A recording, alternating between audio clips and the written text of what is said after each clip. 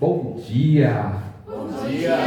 Bom, para quem não me conhece, meu nome é Caio, nós somos a Igreja de Cristo Internacional de Ribeirão Preto. Se você está nos visitando pela primeira vez, seja muito bem-vindo. Se você está aqui todo domingo, seja muito bem-vindo também. É uma alegria imensa receber você aqui. Bom, eu gostaria de começar já perguntando e a gente ter aquela nossa interação costumeira. Eu quero saber aqui, levanta a mão se você enxerga que na sua vida, todas as áreas da sua vida estão indo muito bem. Mas tem que ser todas as vezes. Levanta a mão. Tá, beleza. Bom, não foi dessa, então tem outra. Levanta a mão se nenhuma área da sua vida precisa de uma melhora. Melhorar um pouquinho. Levanta a mão. Legal. Teve uma pessoa. Bom, para quem levantou a mão, essa mensagem não é para você. Tá bom? A mensagem de hoje é para todos aqueles que não levantaram a mão. Eu quero falar com aqueles hoje que talvez estão passando por algum momento um pouco complicado na vida, um pouco difícil. Eu quero falar com aqueles que talvez estejam passando por algo bem doloroso. Eu quero falar com aqueles que estão vendo algo doloroso na sua própria vida ou na vida de alguém que você ama. E a gente tem muitos amigos. Se às vezes não é com a gente tem muitos amigos que às vezes passam por coisas difíceis e dolorosas. E aí a gente vê que as pessoas às vezes até estão orando, estão buscando a Deus, estão jejuando, e elas oram mais, e oram, e oram. E parece que Deus simplesmente não está respondendo. Simplesmente parece que Deus está em silêncio. Parece que Deus está mudo. E essa pessoa se sente frustrada porque vê que ela está buscando a Deus, mas Deus não está respondendo da maneira que ela gostaria, da maneira que ela acha que Deus poderia responder. Bom, eu estava pensando muito sobre isso, sobre essa situação, e tem pessoas que eu amo ao meu redor, sejam irmãos, familiares. E eu estava lembrando que tem um casal muito próximo a mim e a minha esposa, um casal de irmãos incríveis, e eu sempre imaginei eles tendo filhos. E num determinado momento até parecia que era o sonho deles também, terem filhos. Só que o que aconteceu é que o tempo foi passando, e a esposa, né, desse irmão percebeu que ela não tinha condições biológicas de gerar um filho. Então, eles talvez vão morrer com essa frustração de não poder gerar o próprio filho. A gente sempre conhece alguém que está passando por uma crise emocional profunda.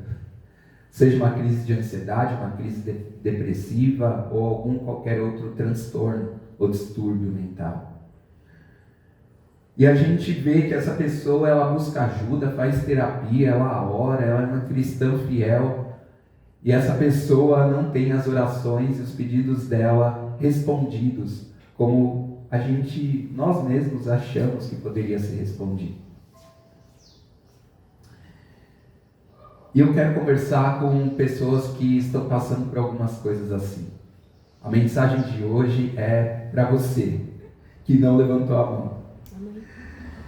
E para muitos de vocês, pode ser algo grande que você está passando, ou que um conhecido seu está passando, ou às vezes não é algo tão complicado assim, mas às vezes as coisas são um problema contínuo, um problema que continua, um problema regular. Por exemplo, meu casamento, ele não está tão bom, ele está só ok. Minhas finanças não estão tão boas, elas estão só ok. Minha condição no trabalho não está muito boa, ela está ok.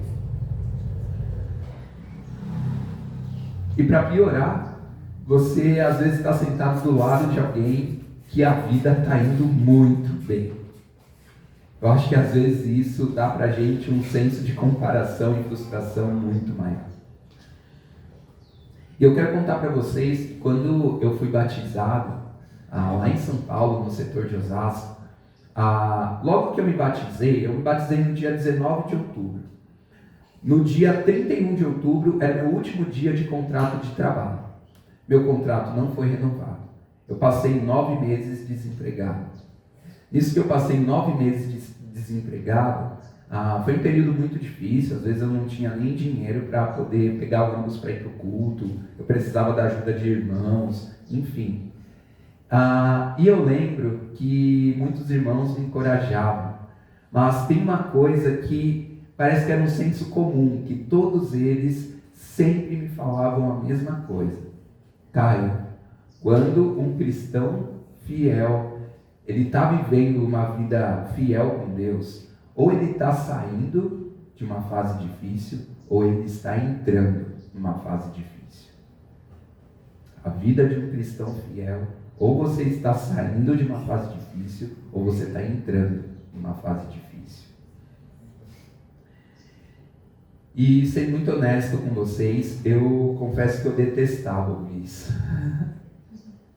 Eu detestava, porque para mim não parecia justo. Se eu estou sendo um cristão fiel, por que as coisas não podem ir bem na minha vida? Por que as coisas não podem acontecer de uma maneira estável, regular, tranquila? E o outro motivo pelo qual eu detestava ouvir isso é porque provavelmente aquilo era muito verdade. Eu estava vivendo aquilo. Eu sempre estava vivendo algo difícil. Ou estava saindo, ou eu estava entrando. E nesse mundo corrompido que a gente vive, marcado pelo pecado, a vida pode ser muito, muito difícil. Nossa vida é difícil. E é engraçado porque lá atrás, no Novo Testamento, Pedro, ele fala isso. E ele chama essas dificuldades de provas de fogo. E alguns de vocês hoje podem estar passando por uma prova de fogo. Vocês podem estar sendo testados pelo fogo nesse momento. Vocês estão lutando contra uma depressão, ou vocês estão desanimados, ou vocês estão com um diagnóstico difícil na família, ou o seu próprio diagnóstico médico pode ser difícil. Cada um de nós está passando por uma prova de fogo. E Pedro falou isso.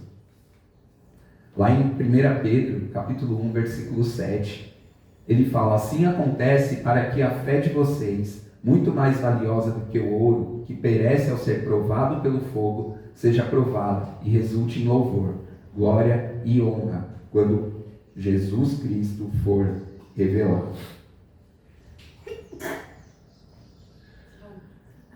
Bom, e nós estamos falando sobre provas de fogo.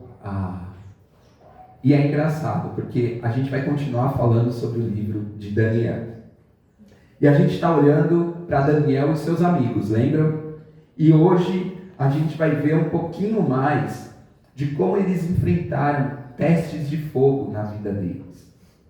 Eles estão literalmente sendo lançados em uma prova de fogo no que a gente vai ver hoje.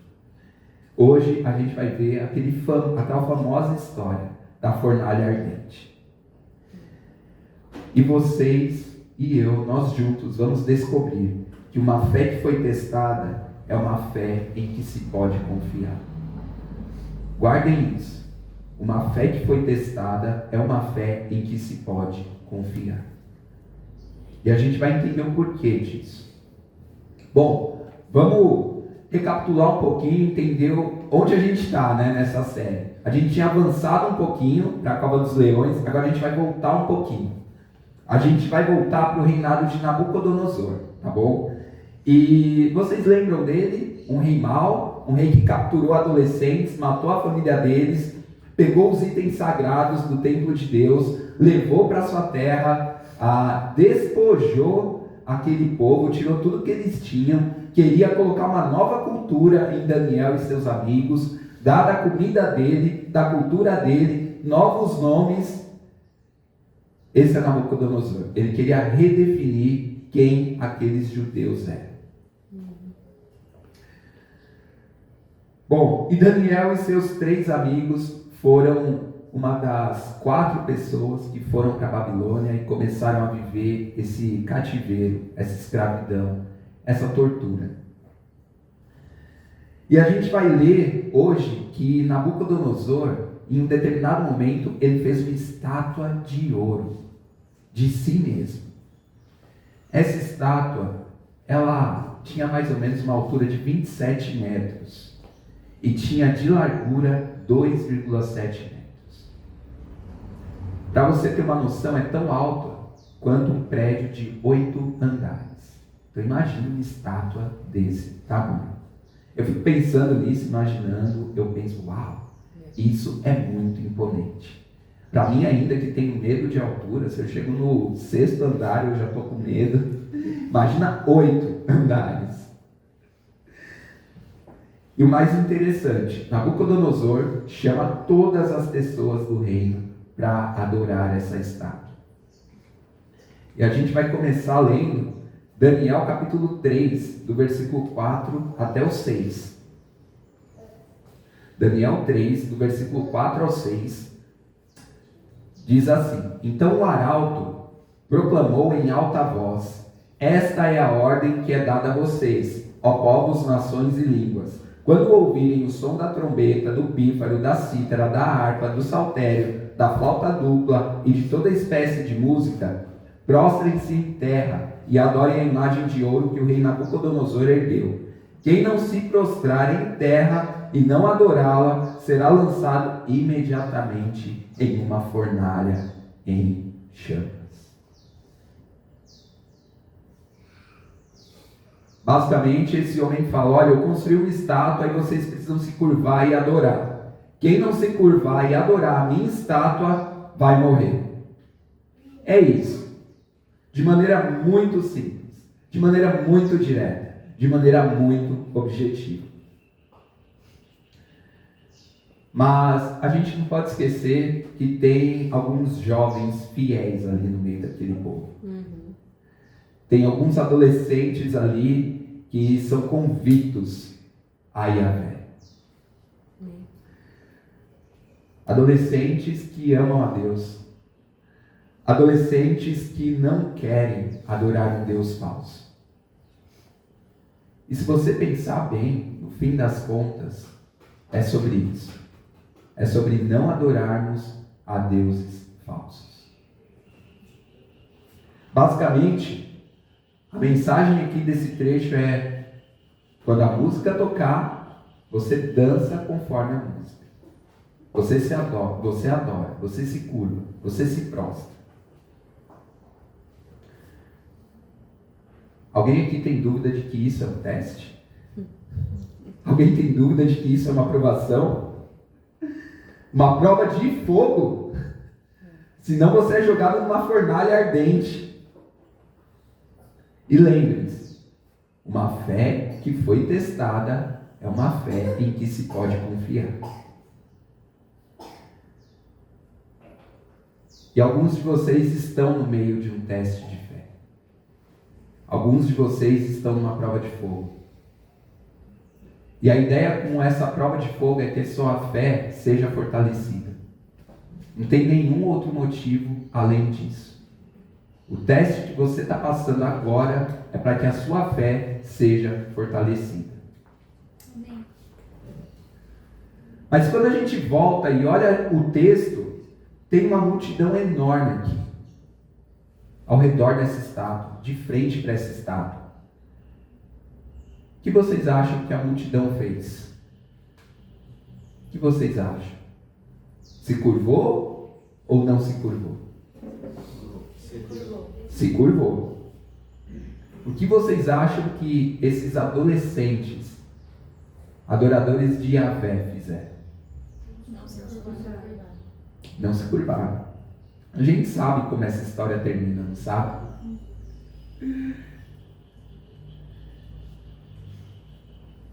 Mas por que que as pessoas, a maioria, a multidão, se curvou? Por medo. Medo? Medo do quê? De morrer. As pessoas simplesmente não queriam morrer. Quando a gente lê no versículo 7 de Daniel 3, diz assim: por isso, logo que ouviram o som da trombeta, do pífaro, da cítara, da harpa, do saltério e de toda espécie de música, os homens de todos os povos, nações e línguas prostraram-se em terra e adoraram a imagem de ouro que o rei Nabucodonosor mandara erguer. 3 adolescentes desobedeceram. 3 meninos não se curvaram. E o interessante, os líderes que estavam ali no meio do povo, veem que esses meninos não se curvaram. O que eles vão fazer? O que vocês acham? O quê?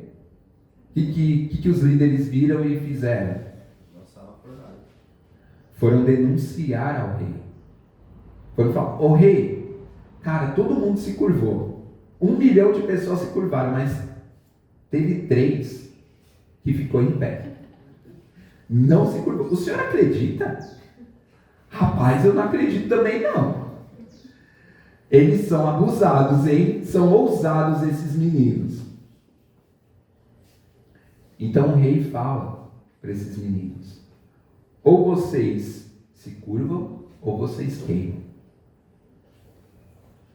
Quando a gente avança, versículo 16 e 17, diz assim: Sadraque, Mesaque e Abednego responderam ao rei: ó Nabucodonosor, não precisamos defender-nos diante de ti. Se formos lançados na fornalha em chamas, o Deus a quem servimos pode livrar-nos, e ele nos livrará das tuas mãos, ó rei. A gente enxerga muita coisa aqui. A gente enxerga ousadia, coragem. Mas sabe também que a gente precisa enxergar e aprender o respeito, a franqueza, a gentileza desses meninos ao falar com o rei. Eles não são rebeldes, eles não são mal educados. Eles não foram arrogantes, não foram críticos, não foram maldosos. Porque a gente acha que quando a gente é testado, quando a gente é levado a um teste muito alto, isso nos dá direito de ser arrogante, orgulhoso, maldoso com as pessoas. Em nome da fé. Em nome da fé, eu posso julgar, eu posso destilar ódio à pessoa. Mas não é isso que a gente vê aqui. Basicamente, esses meninos estão falando: rei, a gente nem precisa ter muito argumento. Por si só, essa sua ideia é boba. É estúpida. De eu adorar um falso Deus. Simplesmente, nós só vamos nos curvar e adorar Yahvé. Ele é o Deus ao qual servimos. Não há outro. A gente não se curva ao Senhor. O Deus a quem nós servimos é capaz.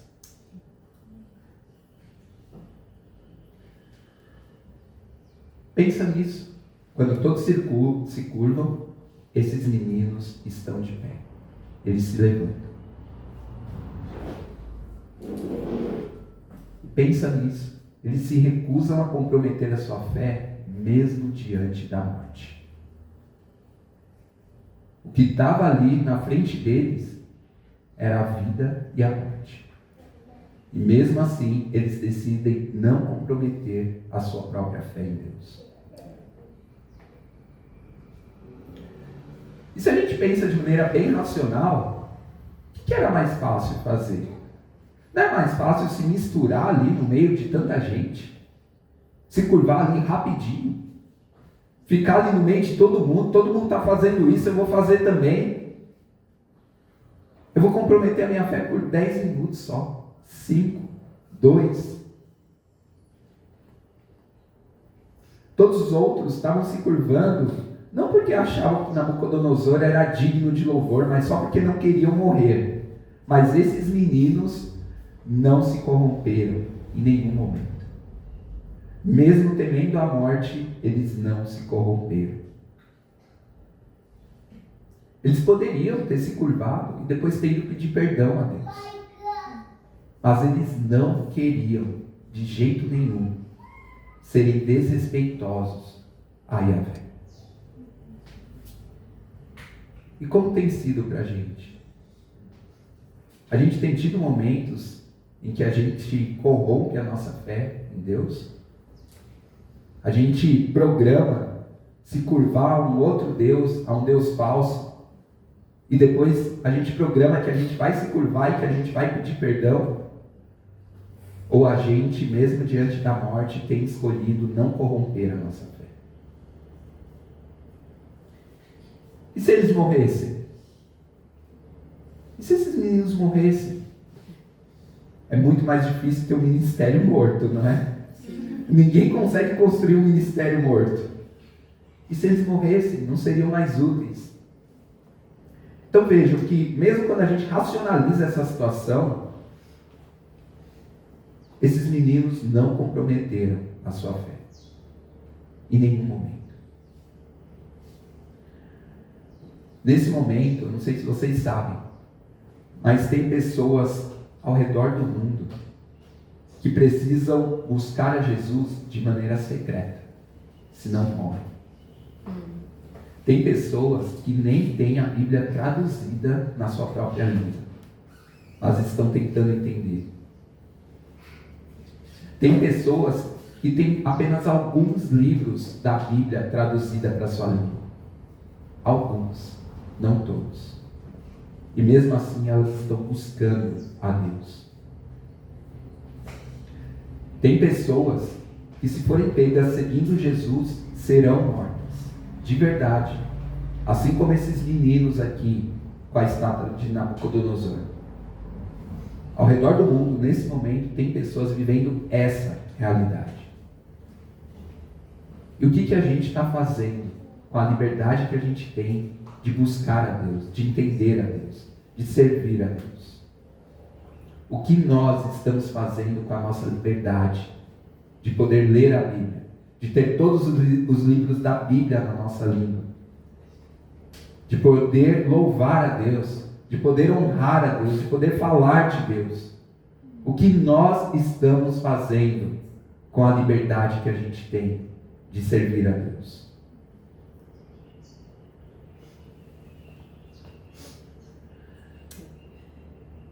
Mas às vezes a gente pensa, né? A gente também se engana, porque a gente pensa, bom, eu não estou vivendo essa realidade muito radical, muito dura, então minha fé não está sendo testada. A gente se engana, porque a sua fé é testada todos os dias. Todos os dias a sua fé e a minha são testadas. Quer você se comprometa e ria da piada suja do trabalho ou não? Quer você se comprometa e faça parte da fofoca no seu trabalho ou não? Quer você sirva fielmente a Deus ou não? Quer você trate as pessoas com respeito, amor, dignidade e honra ou não? Sua fé está sendo testada em cada um desses momentos, em cada um dos dias. Sua fé está sendo testada, quer você faça parte do caos e da escuridão que tem no mundo ou não. Nesses momentos, a sua fé está sendo testada, todos os dias. São coisas sutis, não são? São coisas bobas, de segundos. Rir de uma piada, participar de uma fofoca. Não servir a Deus como poderia servir. Coisas sutis. Assim como era sutil a esses meninos se curvarem por 1 ou 2 minutos à estátua de um Deus falso. Nossa fé é testada todos os dias, mas a gente não percebe. Que bom, pai. E aqui a gente chega até numa conclusão. Qual é a nossa escolha? Nós temos a escolha de fazer o que é certo ou fazer o que é fácil. Essa é a nossa escolha. Fazer o que é certo ou fazer o que é fácil. Todos os dias, essa é a nossa escolha. Em todos os momentos, essa é a nossa escolha. Fazer o que agrada a Deus ou fazer o que agrada as pessoas? Qual é a sua escolha? Todo dia. No fundo, eu posso descrever tudo isso como sendo algo assim. Você pode adorar a Deus ou adorar a um falso Deus. Todos os dias. Qual é a sua escolha? E você talvez pode me dizer: mas eu nunca me curvaria a um ídolo. E suas redes sociais corrompendo a sua fé ou enfraquecendo a sua fé? E seu time do coração, inclusive o meu time do coração, está me fazendo ter muita impaciência. Eu estou precisando orar muito. Mas isso idolatria o seu time do coração.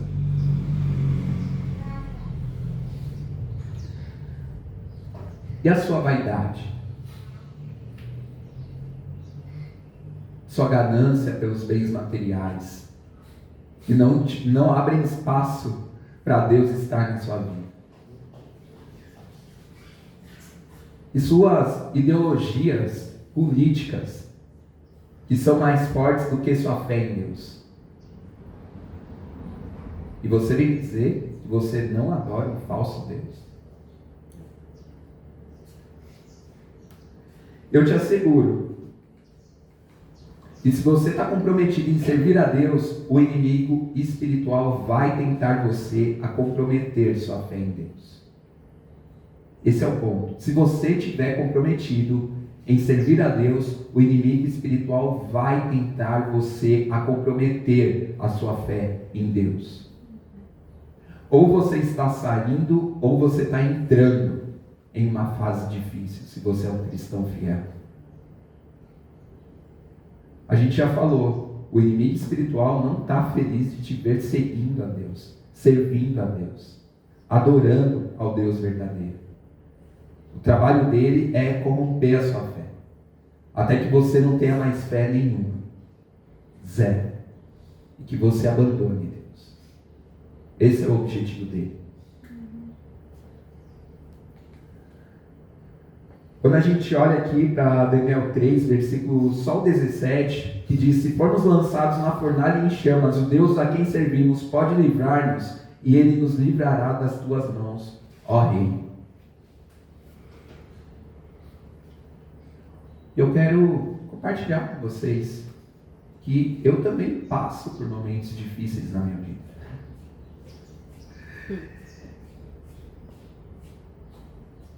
Tem muitos momentos que eu preciso pregar para mim mesmo.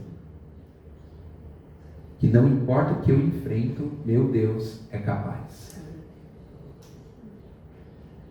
Eu acho que todos os dias eu preciso dizer isso para mim mesmo.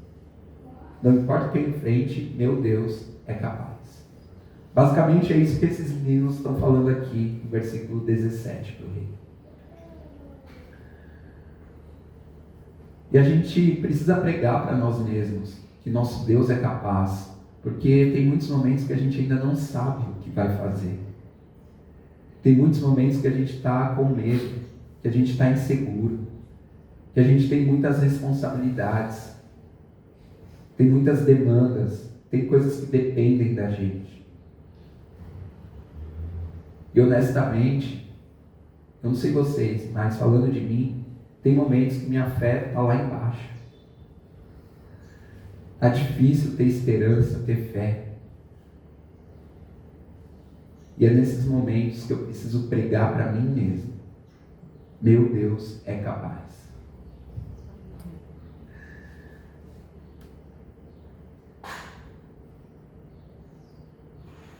E eu só quero me lembrar nesses momentos. O objetivo de eu pregar para mim mesmo é só me lembrar nesses momentos de que não há nada impossível para esse Deus.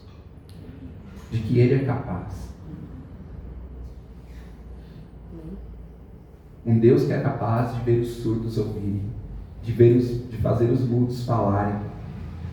Um Deus que é capaz de trazer de volta à vida aquele que estava morto. Nosso Deus é capaz.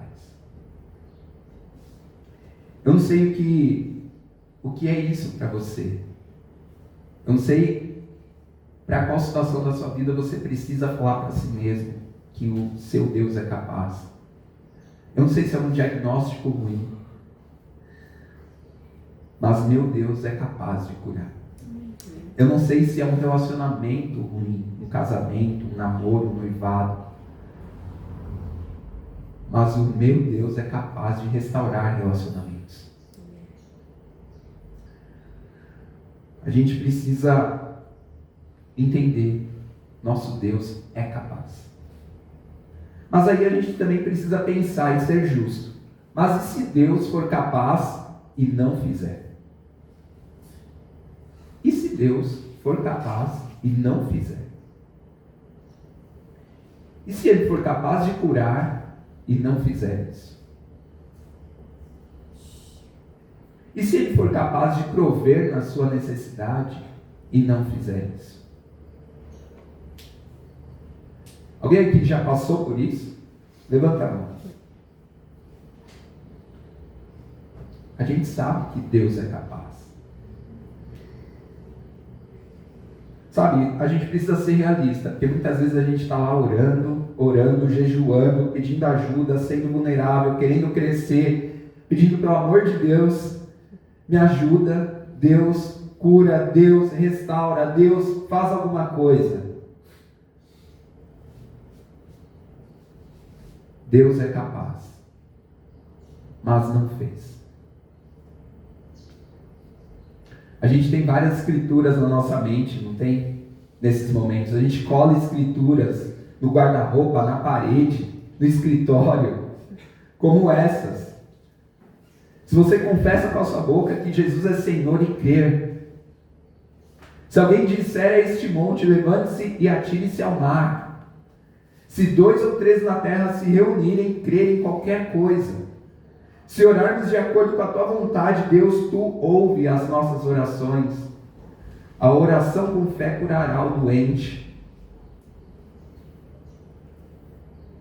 E você ora, você está crendo de todo o seu coração. Você está crendo que Deus curará e Ele não cura. Será que cabe para nós sermos realistas assim sobre a fé? Cabe, porque isso é fé. E a gente vê esses meninos lá com Nabucodonosor vivendo uma fé real. Olha, Nabucodonosor, o meu Deus pode me livrar das tuas mãos. Não sei como, mas Ele pode. Meu Deus é capaz.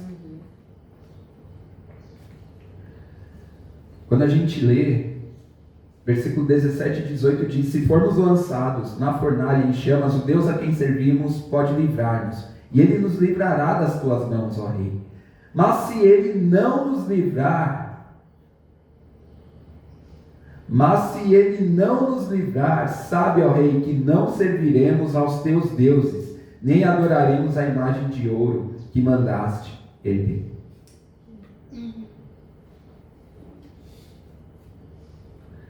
Às vezes Deus nem sempre faz o que Ele pode fazer. Mesmo quando a gente acha que Ele vai fazer. Então esses meninos dizem: ó Deus, a gente tem fé que Ele vai nos salvar. Mas se Ele não salvar, mesmo assim eu não vou corromper a minha fé. Lembram da característica desses meninos? Gentis, respeitosos, claros, francos. Não são arrogantes, não são orgulhosos, não são maldosos. Eles estão apenas falando a fé deles. Ó Deus, a gente tem fé que o nosso Deus vai nos salvar. Mas se Ele não salvar, olha, Rei, me desculpa, mas a gente não vai se curvar e adorar o seu falso Deus. A gente sabe que Ele pode. A gente sabe que o nosso Deus é capaz.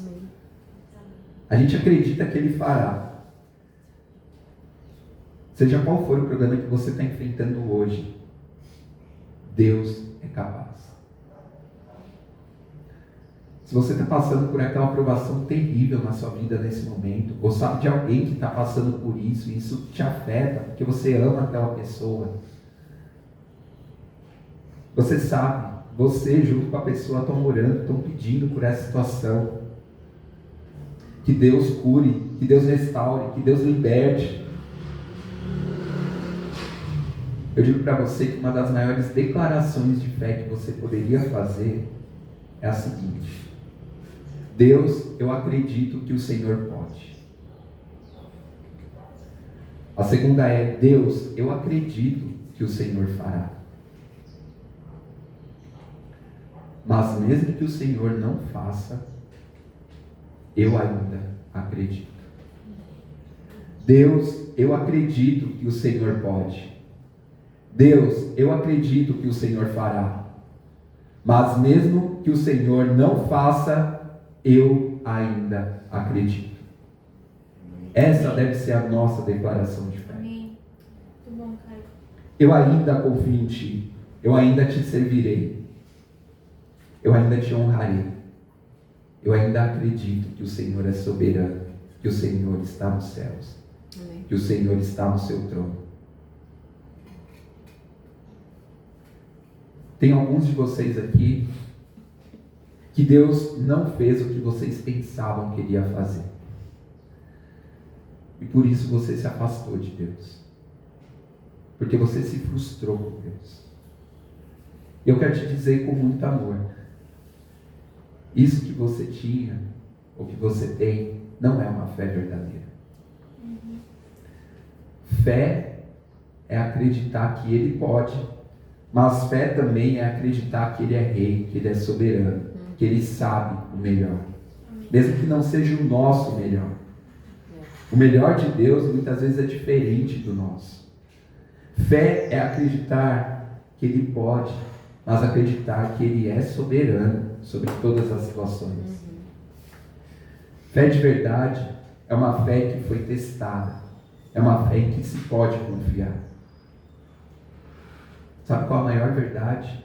Fé de verdade é aquela que acredita mesmo quando está no lado da decepção. Chame Deus de um Deus louco, de um Deus irracional. Mas nesse momento você precisa chegar num ponto de determinar: quem é Deus? Ele é Deus ou você é o Deus? É do seu jeito ou do jeito dele? Quando a gente volta para a história, o rei ordena que essa fornalha seja ligada 7 vezes mais quente. Esse rei está irritado, ele está furioso, ele está assim, subindo, quase subindo na própria estátua dele, de tão raivoso que ele está nesse momento da história. Esses meninos não temem a morte, eles são ousados, eles não estão se curvando, eles não vão se curvar. Então o rei pede para os soldados mais fortes pegarem esses meninos e levarem para a fornalha. E acredita que esses soldados que jogam os meninos na fornalha são mortos por tão quente que estava a fornalha. O ponto é que esses meninos escolhem adorar o Deus verdadeiro, Yahvé, e não um Deus falso. É isso que gerou toda essa situação. Quando esses meninos, quando a gente lê aqui no versículo 24 e 25, diz assim: contudo, logo depois o rei Nabucodonosor, alarmado, se levantou e perguntou aos seus conselheiros: não foram 3 os homens amarrados que nós lançamos no fogo? Eles responderam: sim, ó rei. O rei, porém, exclamou: olhem, estou vendo 4 homens desamarrados e ilesos, andando no meio do fogo, e o quarto se parece com o filho dos deuses. Nosso Deus é poderoso.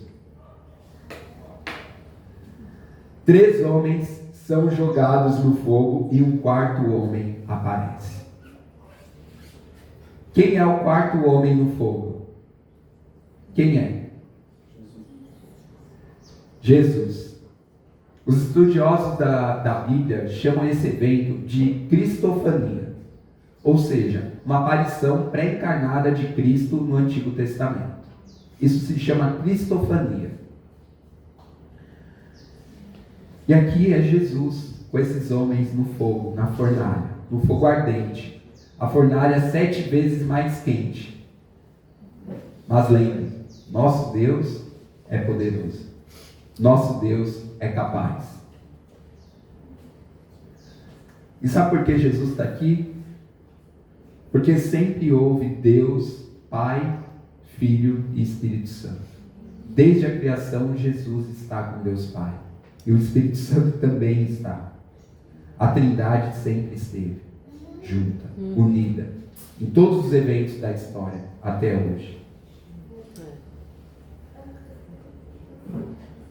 Jesus vem com os meninos no fogo. Jesus protege esses meninos aqui.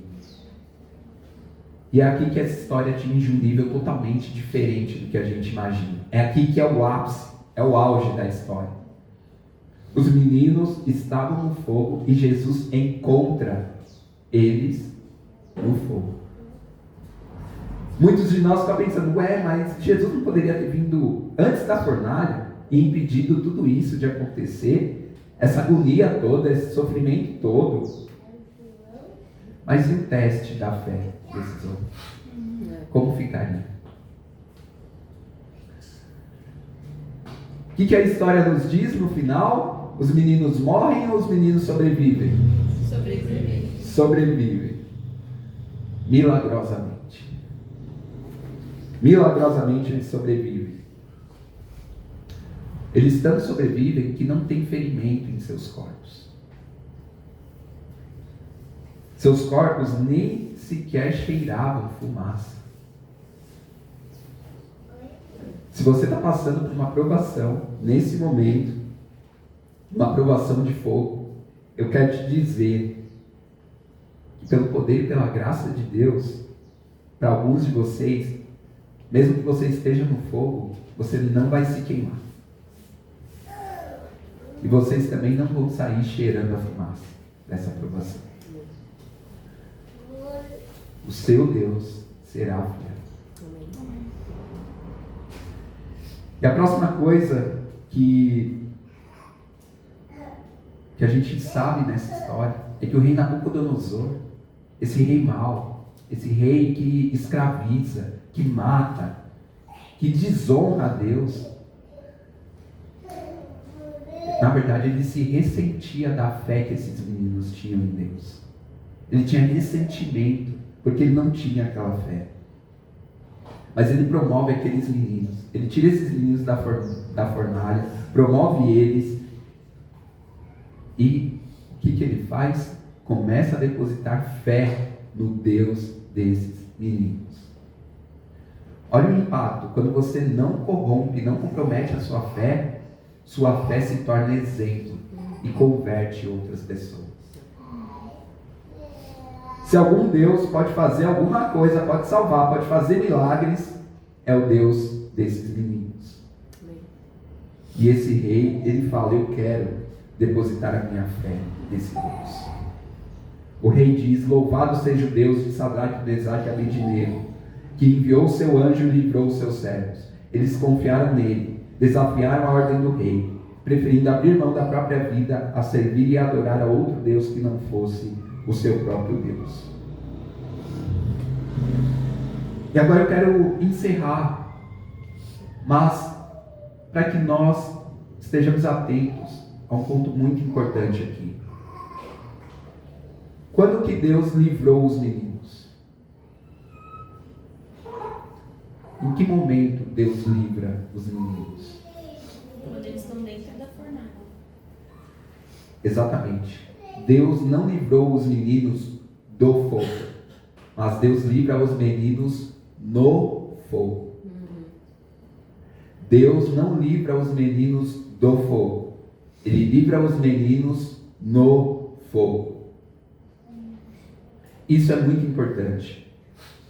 Isso é o que a gente tem que estar atento, porque muitas vezes as provas de fogo que a gente passa nos desanimam, e aí a gente chuta o balde E a gente se corrompe mesmo. A gente se descompromete com a fé. A gente deixa de lado a nossa fidelidade a Deus quando a gente está no fogo. Mas é no fogo que Deus livrou esses meninos. E é no fogo que Deus pode nos livrar. Deus nem sempre nos livra de nossas provações, mas Ele sempre está conosco em nossas provações. Esse tem que ser o nosso maior aprendizado sobre os testes de fé que a gente está vivendo. No meio da maior prova de fogo das suas vidas, Jesus encontra esses meninos no fogo. E esse é o ponto que eu quero falar para você que está passando por um momento difícil hoje. Até essa fase que nós estamos passando como igreja, que é diferente, uma nova liderança, coisas novas, mudança. Mas eu desejo com muito amor, carinho, convicção e fé, que a sua fé seja inabalável, mesmo nesse momento difícil. Amém. Esse é o real motivo pelo qual eu decidi fazer essa série. Para que nossa fé seja inabalável, mesmo na prova de fogo. Amém. Mesmo em meio às mudanças, transição, diferenças. Eu quero que nós aprendamos a ter uma fé inabalável. Todos nós precisaremos ter essa fé inabalável. Não é só eu, mas você também. Nesse momento, tem muito medo, muita insegurança em nossos corações. Muitas coisas a gente não sabe fazer. Mas existe um Deus Pai, Jesus Filho e o Espírito Santo que estão conosco. Eles amam essa igreja e sabem o que a gente precisa. Mesmo que a nossa provação de fogo seja uma fornalha ardente 7 vezes mais aquecida. Mesmo assim, Jesus está conosco na nossa provação mais difícil. Eu acredito que o nosso Deus é um Deus que se comunica muito com a gente, que fala. E eu tenho certeza que Jesus falou com esses homens nessa fornalha. E para mim é muito emocionante pensar nisso, porque eu imagino pensando, o que Jesus falou para esses homens na fornalha. Ele falou: calma, vocês não vão se queimar, fiquem tranquilos, eu estou com vocês, eu vou proteger vocês. Mas talvez ele falou algo como: Sadraque, Mesaque e Abednego, seu Pai nos céus está tão orgulhoso de vocês, vocês escolheram adorar Ele. Vocês não desistiram da fé que vocês tinham. Eu fico pensando se Jesus falou: sabia que por causa da sua fé, de alguns instantes, o rei Nabucodonosor vai adorar a Yahvé? Meninos, olhem o que a fé de vocês causou. Eu fico me perguntando se Jesus também pode ter falado: olha, sabia que um dia pessoas ao redor de todo mundo vão contar a história de vocês para outras pessoas e elas vão ter mais fé em minha fé, no Deus Todo-Poderoso? Então, fiquem aqui comigo na fornalha, fiquem tranquilos, porque vocês vão encorajar muitas outras pessoas a terem fé também. Em todo mundo, em todas as gerações. Tempo após tempo, vez após vez. E esse é o ponto. Nós precisamos olhar para essas histórias e sermos fortalecidos por elas. Quando você pensa sobre isso, quando a gente olha toda essa cena, eu confesso que quando eu olho para a fornalha ardente, lá parecia o cenário perfeito para o fim da história. para o fim da vida desses homens. Meninos, na verdade. Mas, na verdade, a fornalha, a prova de fogo, foi o lugar onde eles encontraram Jesus. Onde você acha que vai ser o fim da sua vida, pode ser o momento em que você encontra Jesus. Amém. E não importa o que você está passando, você pode se apegar a essa mesma esperança. No meio da fornalha, 7 vezes mais quente, é onde você encontrará Jesus. Jesus vai te encontrar na sua prova de fogo. É fácil. Vou fazer uma oração. Deus, Pai eterno, poderoso, obrigado por Jesus que morreu na cruz por nós. Obrigado, Jesus, por ter estado com esses meninos numa fornalha, da mesma maneira que o Senhor está conosco em nossas provas de fogo, em nossas provações, em nossos medos, nossas inseguranças, nossos testes diários de fé. Todos os dias somos chamados a corromper a nossa fé. Muitas vezes nós queremos desistir na prova de fogo, no início dela ou no meio dela. A gente não quer esperar o fim. A gente acha que estar na fornalha, no meio do fogo, vai ser o fim da nossa vida, o fim da nossa fé. Mas a gente precisa ter fé de que é nesse momento que a gente tem um encontro mais íntimo com o Senhor, mais profundo. É nesse momento que o Senhor nos pega no colo, que o Senhor nos abraça, que o Senhor nos protege e nos tira do fogo, sem ter sido queimado, sem cheirar a fumaça. Deus, eu oro para que essa fé inabalável no Senhor, esse comprometimento com a fé, cresça e floresça no coração de cada um aqui. É isso que nós precisamos. Deus, que sejamos adoradores fiéis ao Senhor. Obrigado por esse culto, por essa mensagem, por essa história que tanto fortalece a nossa fé. Amém. Esse é o objetivo. Em teu nome, Jesus, que oramos e agradecemos. Amém. Amém. Amém. Obrigado, Pai.